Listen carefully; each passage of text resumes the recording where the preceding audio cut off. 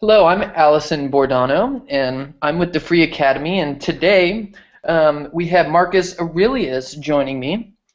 And what we plan to do is, okay, so maybe just to back it up a little bit before we're all excited, put today's talk into context a little bit, at least historical and biographical context. So I just completed a master's degree at San Francisco State University. And as with most programs like that, you have to do a formal uh, thesis, right, where you take a couple semesters to do research, and then you get a project approved by an advisor and a committee, and you write this big paper that you've been training your whole life to do, and they give you comments on it, and it's supposed to be really professional like, and then you defend it, and they grant you your master's degree based on how you defend this, and of course a whole bunch of other things. So accordingly, I wrote one of these theses, or I wrote a thesis,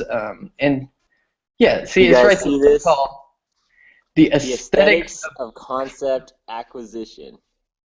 Kant of and Kant and Heidegger in the Age Heidegger. of Neo-Pragmatism by All Tyler right. Olson. Look, I got a signed copy.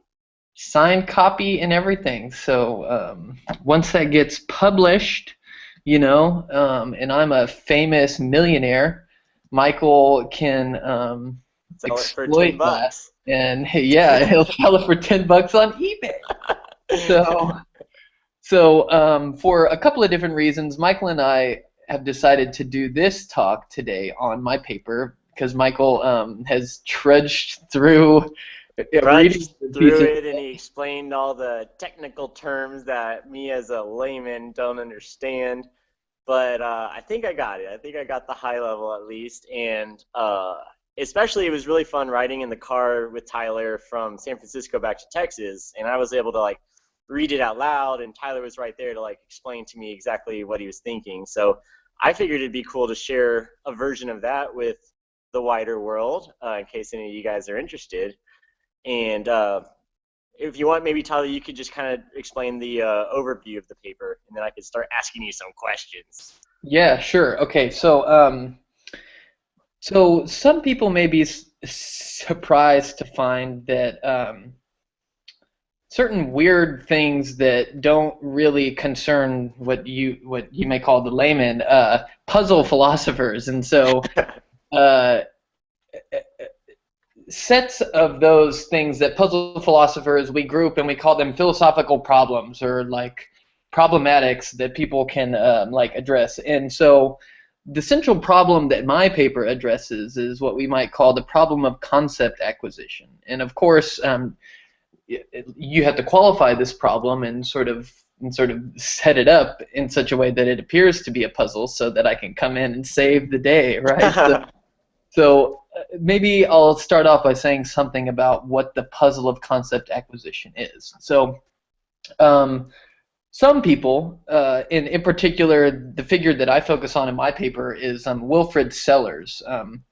Now, there's an entire tradition of philosophical thinkers that uh, were saying things like this or were addressing problems in the way that Sellars addressed this problem, specifically dating back to the work of Immanuel Kant. But Sellars was one thinker who basically said something like this. Knowledge is a normative affair, and what this basically means is that you can't know something in isolation by itself, right? All knowledge presupposes a host of knowledge. So um, maybe one way to put this is to say that you don't know one thing, right? If you know one thing, then you know a whole bunch of other things, at least implicitly. And so Sellers, this thinker that I focus on in my paper, says that anybody who claims that we can have knowledge of any particular thing or what he calls the given, like anything that's given without reference to anything else, he says that you're succumbing to a myth, and he calls it accordingly the myth of the given. Um, so in short, people like Sellers who think that knowledge is a normative affair, which is to say like, and of course he cashes this out in saying that knowledge is conceptual, right? And so, like, if I said that this thing is red, then what you can infer from my claim is this thing is a color, or this thing is the color that my car is. And then, I've already employed the concept car. So if I'm going to say that I claim to know what a car is, such that the claim this thing is the same color as my car, if that's going to be a meaningful claim to me, then I have to know what sort of claims are entailed in my saying this thing is a car, right? Maybe this thing has tires and so on and so forth. So there's this. Real quick, you used the word normative, and that was kind of one of the confusing ones to me at first, but I think I get it now. And I've associated in my mind with cultural norms, which is kind of a way I'm familiar with the word norm. So is that kind of a similar way of thinking about it? Like if something's normative, it's rooted in culture and like language and the way we interact with all these other things. Is that kind of a good analogy? Yeah, that's not far off. There's an interesting connection there to norms because a lot of this turns on a discussion of language and concepts, and that's presumably something that we inherit from a culture and sort of a history and so on and so forth. So yeah, you're right to draw the connection there between culture, and I think that really what that means is that you can be right or wrong. So if we're talking about claims, right, you can say like, I don't know, there's a pizza box on the counter, right? Well, to say that that's a normative claim is to say that there's some standard by which you can either be right or wrong in what you're claiming is actually the case. And of course, that comes through having other people who speak the same language as you, who can sort of hold you accountable to a certain standard. So the whole idea of normativity is to say that there is a right and wrong way to go about it, and you're not wrong in referring us to things like cultural norms, because a lot of that has to do with the fact that other people can hold us accountable to sort of the standard of meaning that our language sort of gives us, or something like that. So yeah, so like normative, so like if you think of something like north presupposes south, or east presupposes west, right and left presuppose each other, and so on and so forth. And so you can say that something is only to the right if something else is to the left, or something like that. Yeah, so I guess I get that. And then I think next in your paper you kind of talked about John McDowell and how he tried to avoid the myth of the given when his explanation of concept acquisition. Is that right? Could you maybe explain McDowell's position? Yeah, so actually... Am I skipping ahead? Yeah, like I haven't even really gotten to the puzzle of concept acquisition. Okay, sorry. In fact, I probably said a whole bunch of shit that is going to just... I'm just going to try to keep us on track, but you talk about whatever you want to talk about. Yeah, but that's good. No. But I mean, this is kind of necessary because I made a promissory note of saying that I would present the puzzle of concept acquisition, so I had to go into this whole thing and say, okay, so there's people like Sellers who think that that you can't have one concept, right? Which is to say, you can't have knowledge of one particular thing. Concepts or knowledge comes in an entire web, right? So it's like, just imagine all the stars in the sky, right? You don't just get them one star at a time, right? Like you get them all at once. This is a metaphor that we can use to represent the kind of view that people like Sellers have, right? So like they say that if you have one concept, then you have a whole bunch of them. Yeah. Okay. But if you look at, like, if you do memory work and you start looking at how you came to learn things, it seems like, well, we can learn things one at a time, right? It seems that we get one concept and that leads to having more and so on and so forth. So it seems like on the face of it, when we look at our experience of how we learn things, it seems that we get them, it seems that we get a like a fundamental concept, and then from there it like flowers out upward like this. Yeah. So there seems to be this tension between the theoretical commitment that someone who wants to endorse a view like Sellers is sort of supposed to uphold, right? So like we have this deep commitment that says you get a whole bunch of concepts at one time, but then you have what we could call the phenomenology of learning, or sort of thinking about the actual experience of coming to have concepts, it seems to suggest that you get them one by one. So there's this apparent tension. How do we reconcile this tension? How do we vindicate this and show that they're not actually inconsistent with one another? So what I plan to do is I plan to save a view like Sellers's and say that knowledge is normative, that you can't have one concept, but instead you have to have a whole bunch of concepts. And I'm going to also try to accommodate the phenomenology of getting them one at a time. And the way that I do that is by, of course, invoking the work of John McDowell, who basically tries to avoid the myth of the given by saying something like this.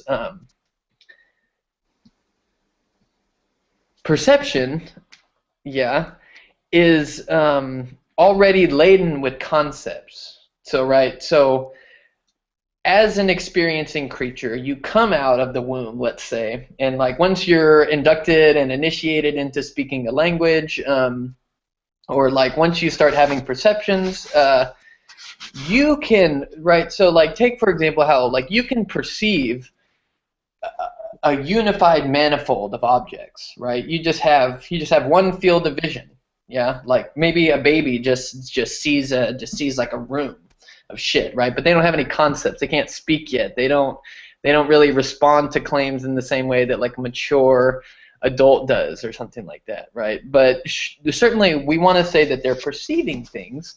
And so what John McDowell does is says that basically our perception is laden with concepts, and that from the get-go, once we start speaking a language, we have all of these concepts, but they're just implicit. And so I go a step further, and I say that, okay, so like I think John McDowell's onto something. I think that we're already open to a world full of concepts in our capacity to perceive, and that it's just a matter of having other people who teach us how to use words, right, of pointing, and they start saying like, like you see that's a triangle, so on and so forth. And then once they start using that words and speaking to you and using them in different contexts, then you come to see all the different situations in which it's appropriate to, let's say, use the word triangle.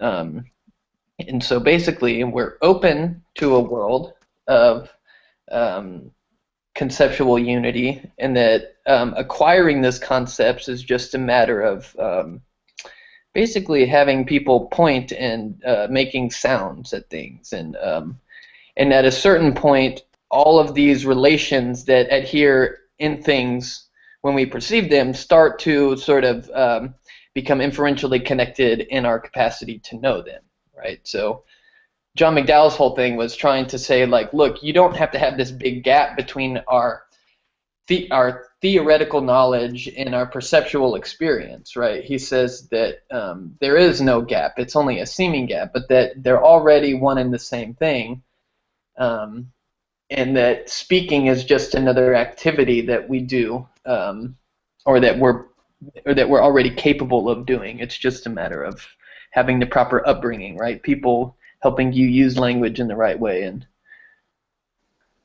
I don't know. Totally. Okay, so after that, I think you went into Gareth Evans' version of concept acquisition, and how he kind of falls for this trap of the myth of the given. Or maybe first you were going to say how you how McDowell's version is not quite there, and that you wanted to push it a little bit farther, and that's where you use Heidegger's reading of Kant to help McDowell reach a more full understanding, perhaps. Yeah.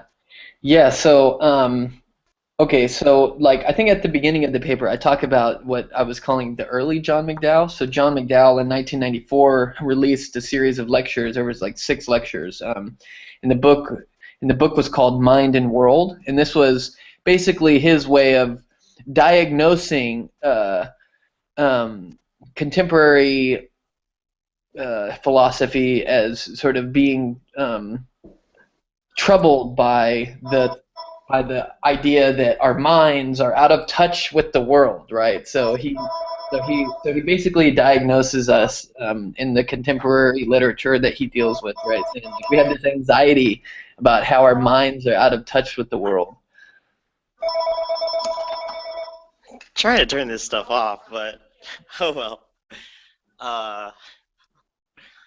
Okay, we could just keep going. I'll cut that a little bit maybe I later. don't care. Yeah. Right. So in the book Mind and World, he basically says that look, like we have this anxiety.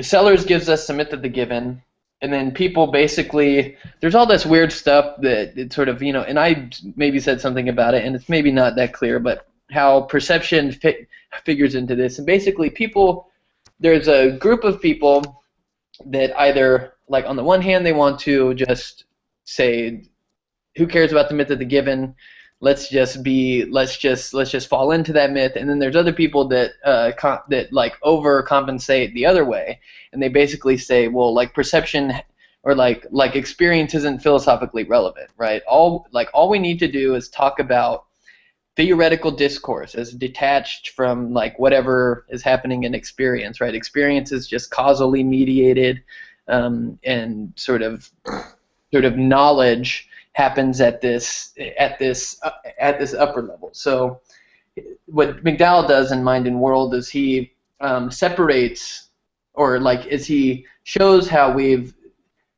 wedged this gap in between the mind and the world of experience, and he thinks that that's absurd, because what we often do is we often give experience as a sort of as a reason for the kinds of knowledge that we have, right? And like you can see how this has implications for something like scientific practice, right? Science is founded on like an empirical philosophy, right? It's founded on empiricism. It says that we are observers, and we observe phenomena happening in the world. We observe things happening, and that's a basis for our thinking about things in a new way, and one thing leads to another, and then we have new knowledge. So it seems like it's absurd seems like we better try to work our way into a theory that can accommodate how experience can be what he calls a rational basis for knowledge.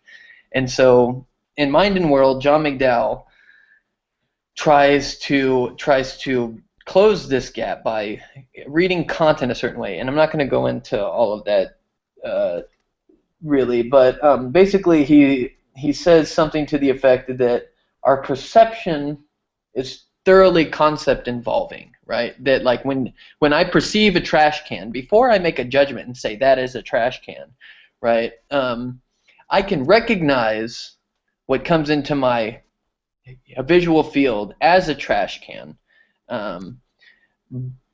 because sort of like the object draws on these conceptual capacities that I have in virtue of learning to speak a language. So he says that perception are like involuntary actualizations of concepts, right? It's like the object, there's a sort of fit between the concept trash can and the thing that I see.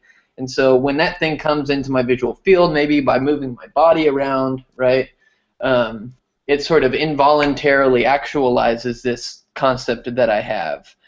So would that be a propositional experience? So you talked about how McDowell, I guess, originally believed in propositional explanations of experience, and that's kind of how like the trash can is a proposition, kind of, right? Or like maybe you can explain it better, but what does it mean for the content of experience to be propositional? Yeah, so that's good. Okay, so right, so like yeah, so in John McDowell's early strategy, he was basically saying like, look, the way that you avoid the myth of the given and you keep experience intact is just to say that perception already involves concepts, right? And so then you don't have this mystery of how do you go from non-conceptual experience to conceptual knowledge. He just says, and this is like maybe I can touch on Evans too, right? He sort of thinks that someone like Gareth Evans.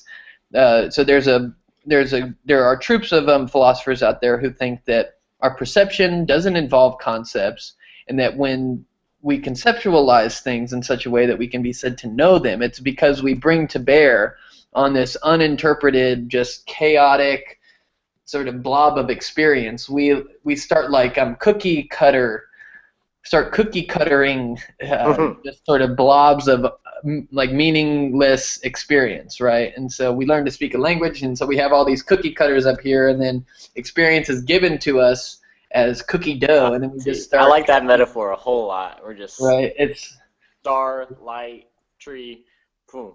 yeah, Okay, Michael, like eyeball, like right. fucking Google Hangout, yeah. So, um, but for reasons that I don't want to go into here, that it's a violation of the myth of the given, which, in like the reasons I'm not going to go into, are the reasons why we should take the myth of the given seriously. But you can go read Sellers if you don't believe me. uh, Footnote. yeah, a little footnote. But yeah, so right. So John McDowell, so like the way that he tries to accomplish this, basically, the way he tries to accomplish saying that perception is already concept involving, is to say that the content of experience, or the stuffishness of experience, right? The stuff that just is experience Mhm. is propositionally structured. So like if you think of a structure as a kind of like, like the beams on the inside of a house, right? It's a structure and it holds the whole single thing, the house, up, right? So to say that the stuff or the content of experience is propositionally structured is saying that what holds experience together is something like a proposition. Now, that may seem weird to you at first, if you even understand what it could mean. But certainly it's weird to me, and it's weird to a lot of other people, and it actually struck John McDowell to be weird, maybe more than 10 years after he wrote Mind and World. So basically, he was saying, like, look, propositions use concepts, so if I want to maintain that experience is thoroughly concept involving, then all I have to do is say that the content of experience is propositional. Now, the only difference between the level of experience and the level of making a judgment or having a belief is that in the case of experience, it's a proposition that's not endorsed yet. So like in the car, I was giving you the example of like an exit sign that's not like lit up yet. Hmm. Right? So it's like an experience. The proposition is given to you in the form of, let's say, an exit sign that hasn't been illuminated. But then through our spontaneous freedom, which is just to say our capacity to either endorse or say, yes, this is a dip can or something like that, right? So that's making a judgment. Through an act of freedom, we can make a judgment, and so the difference between experience, the propositional content of experience, and the propositional content of a judgment is that in the latter case, in the case of judgment, we just endorse what's already made present to us in experience, right? So like we illuminate the exit sign through our freedom, or we don't, right? So on and so forth. But this is a problem, and this is what you were bringing up, saying like, but you think that something was problematic. Yes, I do, and in fact, John McDowell thought it was problematic. So this guy, Charles Travis, comes and says, okay, John McDowell, if the way that you try to achieve saying that the content of experience is conceptual is to say that it's propositionally structured, if the way that you do that is by saying, or like if the way that you keep concepts at the level of experience is saying that it's propositionally structured, then don't you think that that a case like this is worrisome for you? And the case is like this, right? Like imagine that you and I are out walking in the forest, and then a red bird flies by, right? And then I immediately recognize, because let's say my father was a bird watcher and he raised me to recognize certain birds, and so Through I your immediately, upbringing, right? huh? Through your upbringing, your Is my building. upbringing, yeah. So We'll get to thanks to my that. upbringing, right, I have the skill of immediately recognizing certain red birds as cardinals. So a red bird flies by and I say a cardinal. Um, in But I don't know about cardinals, and to me, it's just a red bird. It's But we're just a looking red at the bird, same thing, right? right? So So yeah. if experience is propositional, then how can we come to a different conclusion if we're looking at the same thing? Something like that? Right, because it would seem to suggest that the same concepts would be involved because it's the same experience. So like we have this red bird. If experience is propositionally structured, and if the proposition is this thing is a cardinal, then why can't you reflect on that experience and come to make the same judgment? So, right? So like we have this problem of certain people possess more sophisticated concepts. You know, someone may think that that's, I don't know, pretentious, whatever. Nuanced, maybe. Yeah, it's just like more nuanced, more fine-grained or something like that. And so how can I make the judgment?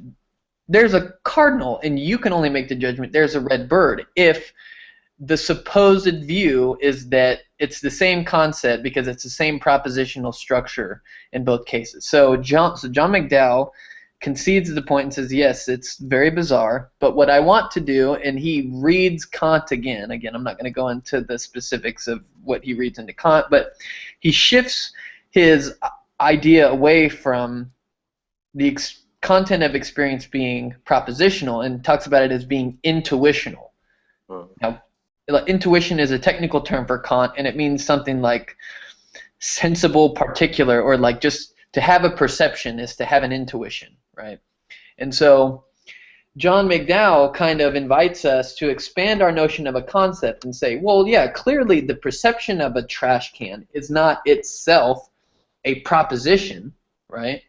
Because, I mean, like a proposition is something that I can write down with the fucking pen on a piece of paper, it can right? be like true or false, or you can make a judgment about it, right? Or sure, exactly. And so there's an obvious, like in an obvious sense, the perception of a trash can is not itself a proposition. So he basically says, well, because we don't want to fall into the myth of the given, and we want to keep experience intact, then what moves can we make? Well, we can just expand our notion of a concept, right? And sort of think of it as not only something that appears in propositional judgments, although they'll be that too, but we might think of a concept as something more, right? We just think of a concept as sort of the way in which the black top to the trash can is perceptually distinguished from the silver body of it, right? So like the way in which I can discriminate colors as being different from each other, or like the way in which I can discriminate something as being on top of or below, right? Just in seeing it that way, we might think of that as a concept too, or something that's that can potentially figure in a judgment. Right? And so like the reason for doing that again is because you don't want to fall into the myth of the given because that's incoherent.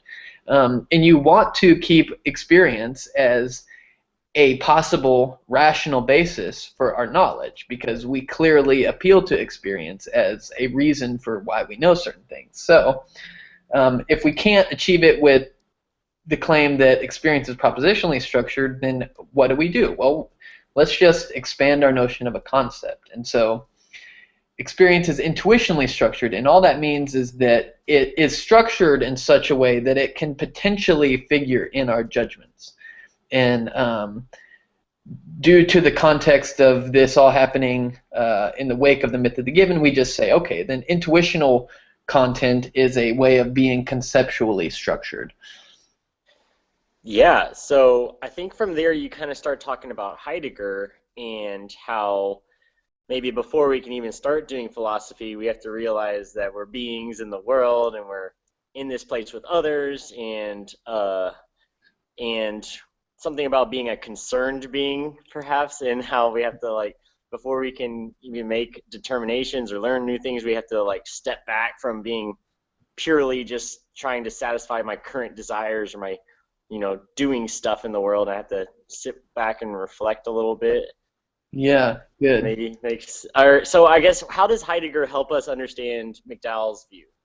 Yeah, good. Okay, because McDowell stops short, right? All he does is he basically gets us to a point and says, this is how we could make sense of concept acquisition, right? Or sort of how I can come to have the concept cardinal where you lack it or something, right? He's basically saying, well, because it's not propositionally structured, experience is like intuitionally structured, yeah.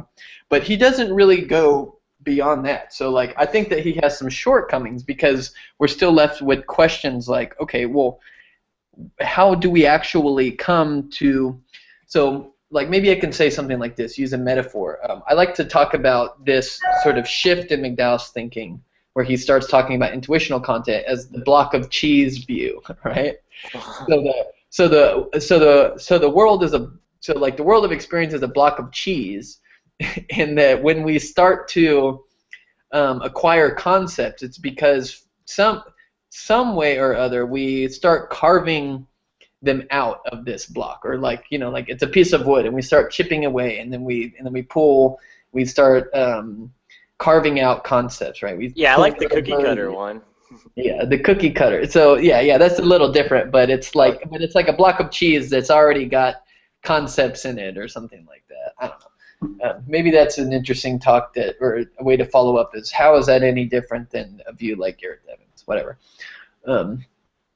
Maybe it's the mere fact that the one calls it non-conceptual and the other calls it conceptual. I don't know. But anyways, so John McDowell falls short of giving us what we can say a mechanism through which we actually carve concepts out of intuitional experience. Yeah.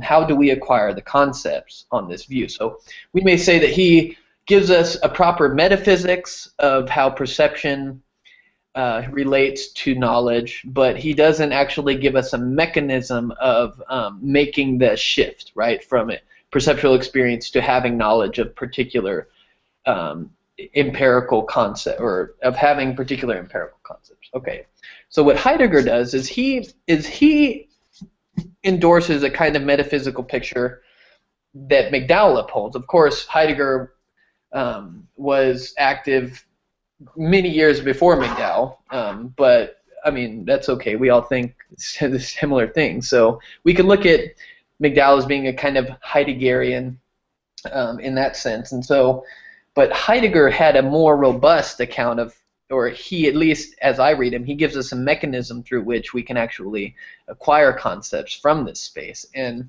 it's because Heidegger makes a point to show us or to remind us that before we have a theoretical orientation towards the world where we're making claims, like let's say the way that a scientist does, right? And they just work in this theoretical space and they have these huge systems of knowledge, and you just know a whole bunch of stuff. Before we can take up a sort of theoretical stance towards the world like that, we're just out there doing things, right? Like we're unreflectively engaged with the world, right? Like think about when you're like going to town on some comment thread on Facebook and you're just typing away, right? You're not computing how to move your fingers and do this and that, right? You're just doing it. Or when you're mowing the lawn, right? You're just sort of in the flow, right? Or drinking Dr. Pepper. Or like drinking Dr. Pepper until you point it out to me in that way, and then I'm thinking about it in a much different way. Or gesticulating when I'm talking. Of course, not now because I brought them to my attention, but when I'm gesticulating without drawing attention to my gesticulation, I'm doing this unreflectively. Or when you're fucking washing the dishes or wiping your ass or like whatever, we are engaged in the world in such a way that we're doing it all unreflectively, right? You don't have to be some sort of theoretical physicist to like catch a ball, to catch a pop fly or something, right? You just kind of do it.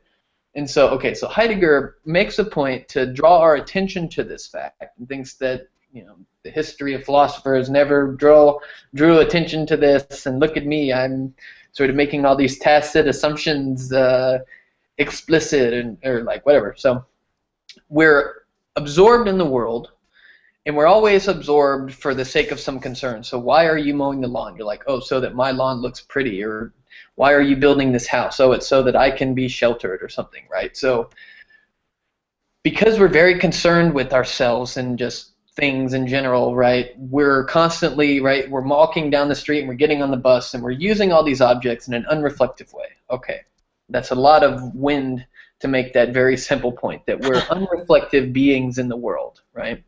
And so Heidegger says, but notice how when we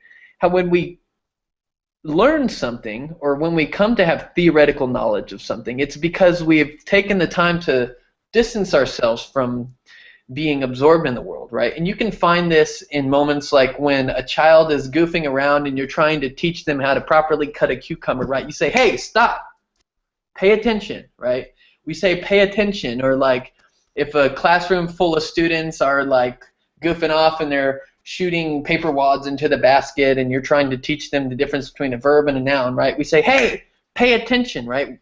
We ask them to sort of pull back from their ways of just being engaged unreflectively, and you have to sit there and you have to become what Kant called, and this is how Heidegger is drawing off of Kant's aesthetic theory, which I don't really care to go into a whole bunch, but because I don't think it really matters, at least for the purposes of this talk. But he says that we need to become disinterested, right? So if you're unreflectively absorbed in things, concerned with whatever, right? You're like, oh my God, I need to get out the door, and you're doing all this shit around the house, right? You're so concerned with getting out the door that you can't notice, I don't know, the beautiful flowers that your husband had set out on the table for you or something, right? Because you're just concerned with getting X, Y, and Z done. But if we take up a disinterested orientation towards this very same objects, right? Then what happens? Well, they come into view for you in a different way. So tying this all back into the problem of concept acquisition, right? Heidegger assumes a kind of metaphysical picture like what John McDowell has to say, right? That sort of perception is concept involving, or it's at least structured in such a way that it could potentially figure in our judgments. There is no mystery in how experience can be a rational basis for knowledge, right? They're very common sense thinkers in that way. Of course, they don't like argue for it in a very common sense way. Conclusions are something that's very intuitive to like a child, right? And so that's good philosophy, right? Yeah, good philosophy. I would say it has to accommodate common sense, but it has to do it in such a way that it confuses the common man. Yeah. Okay. So he says that if we're going to know something, then you have to hold back from your concernful way of dealing with it, right? You have to become disinterested. You have to distance yourself, and it's because only in this mode, or it's only in this way of standing over against objects, do they come into view for you as something potentially determinable, which is to say something that can be determined as this and that sort of thing, yeah? So Heidegger says, look, we're unreflectively engaged with intuitional experience, and that if knowledge is to be possible, we need to hold back from that. We need to become disinterested and just sort of look at things. And then what's the next move? Well, he says, notice how we're social creatures from the get-go, right? We only unreflectively do things a certain way because our neighbors do that, or like our parents do that, right? When we start learning how to wave bye-bye, it's because we watch people and we mimic them, right? We sort of this is just who we are, right? Monkey see, monkey do type of thing. So we can do things with ease because other people can, right? So it's like we're in some sense predisposed to do as the people who came before us can do. Because they do those things, so do we. And this is no different for language. So when we stand up against something in a disinterested way, and once we've already sort of begun to speak a language, right, well, what we can do is we can focus our attention on something, and then we can look to somebody who's already acquired some concept, and they can point it out to us. They can ostend, right? Language has an ostensive function, is what I'm claiming in the paper, and that through their words, they can point various features of the world out to us, and because they see it, so can we, right? It's almost like, right, like just think about when you look at a painting, and then you watch a YouTube video on someone that interprets it in this crazy way, some way that you never would have thought, but all of a sudden you start seeing it in a new way. You're like, oh shit, right? Or like think about when you learn a new technical term, right? This is often just done through talking with somebody, and what it does is, like, if you let's say when like an 11-year-old is first learning the term social injustice, right? They may listen to someone talk a lot, or they may show you pictures and they show you videos. And so what all of this does is it refers you to something that's really out there in the world, and you come to see it, right? Think about when we talk, I say, do you see what I mean, right? So it's like with our language, through being attentive and through discoursing with other people, and this is where things like proper exemplars come into play, right? To sort of teach you properly these things, to teach you how to see, right? This is what a philosopher or like an exemplar, what a proper teacher does, is they don't tell you what you should know. They just sort of guide you. They help you see it, right? They sort of help you discover it for yourselves in a way.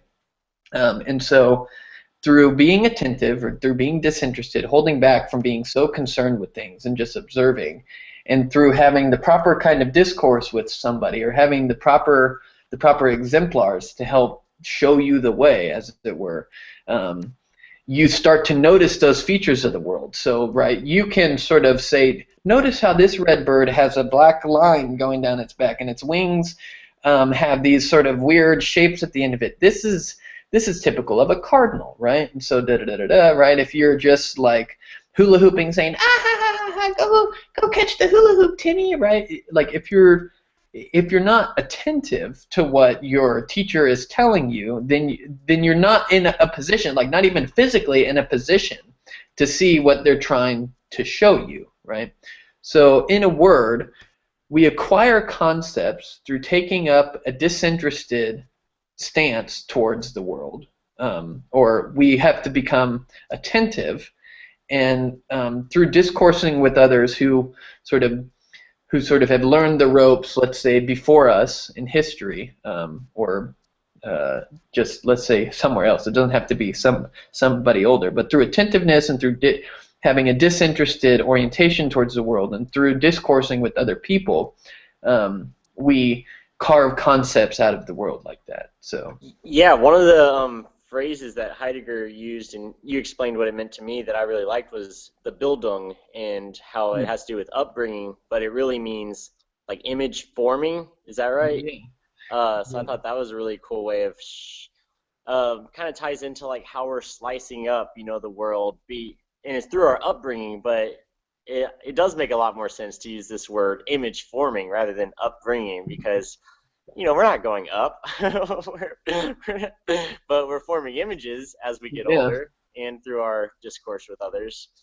Right. So that's pretty cool. So maybe you can kind of bring it all together and say how, like, Heidegger's view finally pushes McDowell's position to a place where we can have these concepts, and I mean, I guess you just did explain it, but yeah. Yeah, I mean, it makes sense to me that our social nature and just being around others, we can start to acquire concepts, even though, like, out there in my experience, it's not propositional. I'm not picking up the word chair just by looking at it. I've figured out to associate this experience with the word chair by my interactions with other humans. Exactly. And so, like, think about what we do a lot with these free Academy Live episodes, right? We have conversations. We try to be as open as possible. And typically when we are open, we can learn a thing or two from each other just by talking and sort of by pointing and so on and so forth. And so, like, I think the ultimate lesson to walk away from all of this is to say that if you're too concerned with your own views, or if you're too concerned with achieving some end for the sake of, let's say, merely yourself, or just if you're too clenchingly concerned with something, right? Trying to make something happen. Yeah, then it will distort your vision, right? And so what it does is it blocks you off from learning something from other people, right? So, I mean, like, let's translate it into talk about the ego, right? To sort of pull this word out of its sort of stigma, right? I think it's sort of acquired a weird like egotism, like you're egotistical, like it's a bad thing. Yeah, well, I mean, like it could be a bad thing, but like I just wanted to say to talk about it and instead of like everyone's like, oh yeah, you're one of those people that talks about the ego and da da da da, like whatever. I'm just trying to reappropriate it. So if you're too invested in your ego, right, and like concerned with getting something for the sake of being right. Let's say you're discoursing with someone and you want to be right, right? So well, that's going to distort your vision because everything that happens to you is going to be something that you're ultimately looking at as some object that you can use to like maneuver your way around so that you get what you want, right? So the idea is we have to at least try to distance ourselves from that way of being frantically caught up in like me, I'm going to be the right one. Saying that if you're going to ever truly learn something, then you have to try your best to distance yourself from that kind of frantic concern, and you have to be open to the world because all things are here. Like the world is a perfect unity, right? So you have to see that unity, and you have to let other people in, and you have to let them to some extent guide your perception, right? They say, well, notice these features of the world. I mean, at least try to notice what I'm talking about so that we can have a conversation about it. What is this thing, like, or so on and so forth. So I think that the big lesson again is to say, like, try to become a bit more open and have conversations with people. And this is how we learn things, That's it reminds me of the word Dasein that Heidegger really loves, and I think he loved too, and I'm starting to love it too. And it's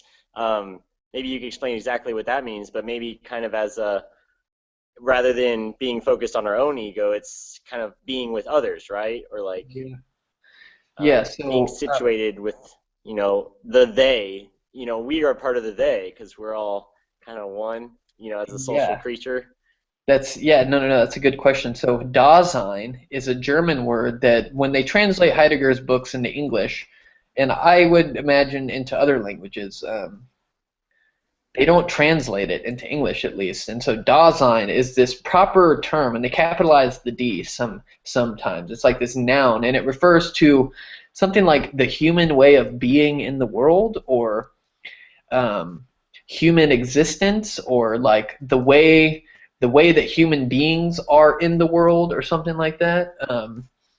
It just is supposed to refer to us as the human way of being, right? And so Dasein, but like literally, the literal translation, so Sein is the German word for being, or like Dasein can mean existence, but so like Sein is being, and then Da has this double function. It like usually means there, like da, which actually has an interesting connection to like ancient Sanskrit and how da, or like even like a baby in any language, they say da, and it's usually it means that, right? So or there. So Sein means being and da means there or here. So Dasein can mean being there. So human beings are being there, and like what it means is a way of being. Geez, man, there's so much etymology that I'd like to go into right now with like the word existence and how it means existent, and it means like standing outside yourself. So like being there is a way of being that's like already out there in the world, right? So it's supposed to try to invite us to think of our way of existing as not subjects who are trapped inside of a mind bubble, who are estranged from the world out there, and that somehow we need to be troubled by skepticism, because how do we really know that our representations inside the subjective mind are actually getting at the way the objective world is out there? He says no. It's much more simple than that. We're already out there in the world dealing with things, and like the wall is right here. Like I touched the wall. That's the wall, right? It's not. So Dasein means being there, and a part of what goes into constituting Dasein, as you mentioned, is that we are socially constituted. So part of Dasein is Das Man, which is the they, and it means that we exist as a social collective, you know. But that also entails that we have a kind of individuality too, which is found in our death and like all this other stuff that you can read Being in Time if you want to know more about. But Footnote number 2. yes, footnote number 2.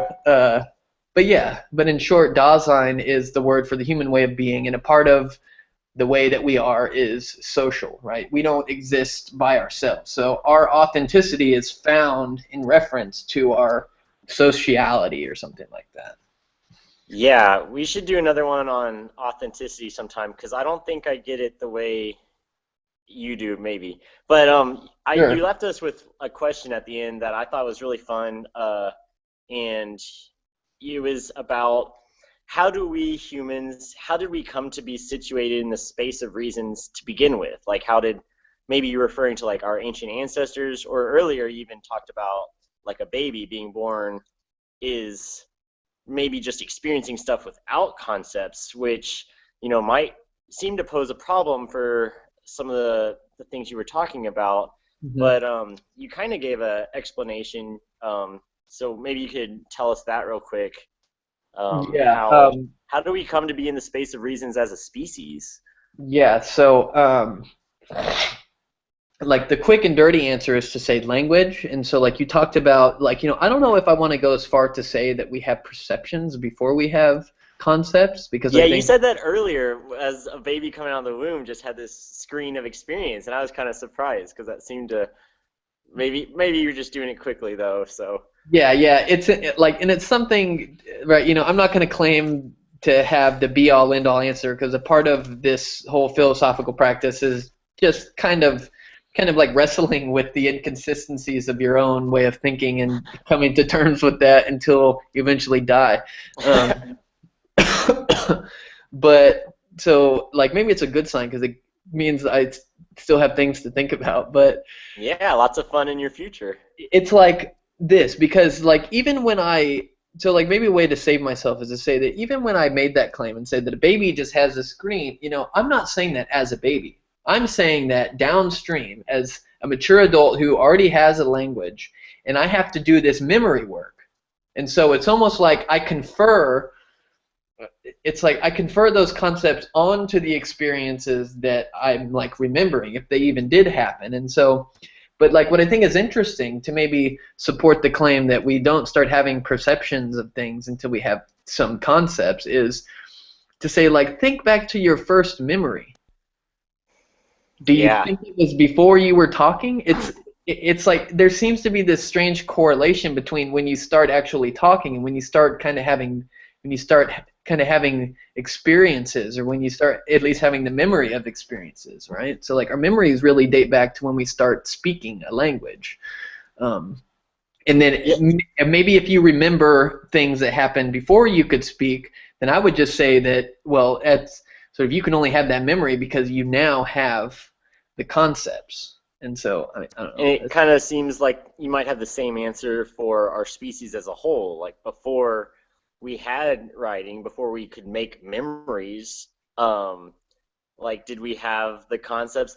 We can only do it now that we have the ability to speak. We can only try to reflect and piece together how did we get here because we Mhm. have concepts. So, Yep. you can never be in a situation where you're outside of the space of reasons and wondering why you're outside of it, right? You can't be Yeah. outside of language and wonder, why don't I have language? Right. Yeah. And so it's like almost the problem is like this. It's like, how do we go, right? Because it seems like there's this tipping point. You go from nothing at all to just being in a world of infinite meaning or something like that, right? So like, how do you make this transition from being a creature who is just a mere animal to being a creature who's a fully experiencing and competent human being, right? And so yeah, and as you said, you could extrapolate that over to the entire species and say, like, how did the human way of being ever enter this normative space? And of course, what I suggest in the paper is I say, well, it's just a big mystery that we encounter in the act of thinking about things, right? And I just think that it's a mystery that we have to come to terms with. And Yeah, I mean, my intuition on that is kind of It like refers almost us to think. finitude, and that really refers us to our death. So really, it's just it's a consequence of the fact that we're going to die one day, that we sort of bump into this boundary point in our thinking or something like that. Yeah, I don't know. And earlier in the paper, real briefly, you mentioned like the animal perspective and how that might be a something somebody might argue against this line of thinking is like, well, how do the animals have concepts? And I don't know. My thought on all three of those, both the baby and the our species as a whole, and like, do animals have concepts? Like, I think it should just be a sliding scale, or that's how it is in my imagination. And like, Sure. a crystal has concepts at one level, and then bacterium has a little bit more concepts than a crystal, and then I mean, this is some stuff Alan Watts talked about. Mhm. Although I guess he said diamonds are the least conscious because they're the most rigid, Yeah. right? And then as you get more and more wiggly, perhaps, like Yeah, you have like a more cloud. cells and more, freedom, then Yeah. you're acquiring more concepts. So maybe those are kind of correlated. But Yeah.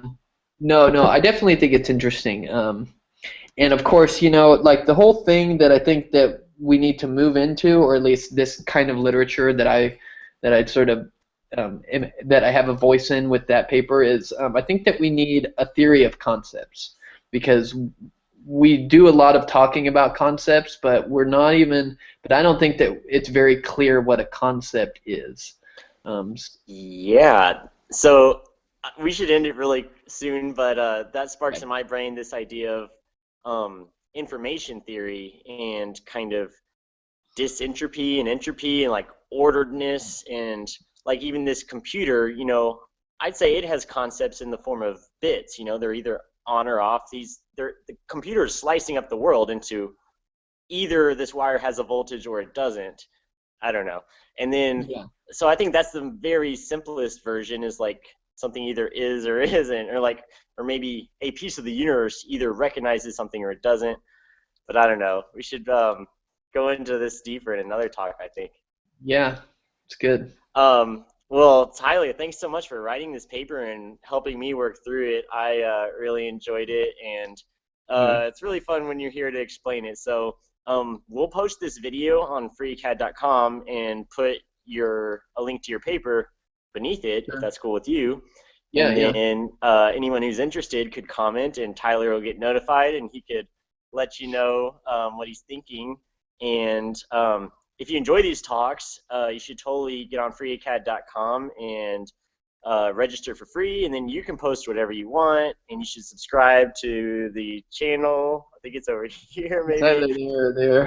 And and if you have a paper that you'd like to discuss with us, please, by all means, post it, and we'll give it a read and try to have another one of these hangouts. And like we were talking about this whole time, like it's all about kind of ostensibly pointing at things in the universe and having fun singing about it, I guess. So And not being too caught up. You're just like, I'm just gonna assume that I can learn a thing or two from this person. Let's hear what they have to say. We're gonna have yeah, fun with which is always fun. because you're So fucking wrong and I'm right, Michael. So so die. All right. Well, thanks everybody for watching. Peace out.